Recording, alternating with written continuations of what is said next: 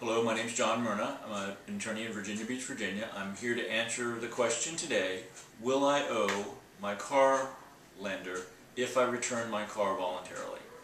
And the answer is maybe.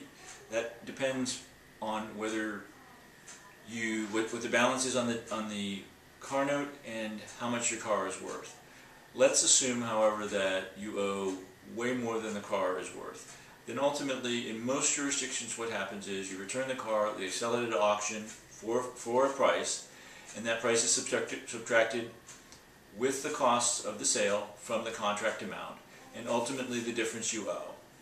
So, regardless of the fact that you return it of your own volition, the bottom line is that they will do a calculation similar to that in order to determine if there's anything left over. And then ultimately either they will attempt to collect it from you, or they can sell the debt off, turn it over to collection agency, or just turn it over to the attorney to ultimately collect from you, get a judgment, try to get a garnishment after they get a judgment in order to get the money. So a voluntary repossession, as it's sometimes called, or a return, is not does not stop you from basically owing on the balance of the contract. That is very true even if you've only had the car a short time.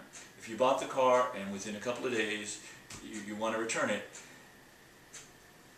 not knowing what your jurisdictional remedies are if you've had it a very short time, but once that car depreciates and it's driven off the lot, the bottom line is that it's worth less, and then they'll subtract that value that they sell it at auction on a used new model car against the contract amount, and you would ultimately have a fairly high deficiency balance, they call it, and that deficiency balance is what they would come after you for.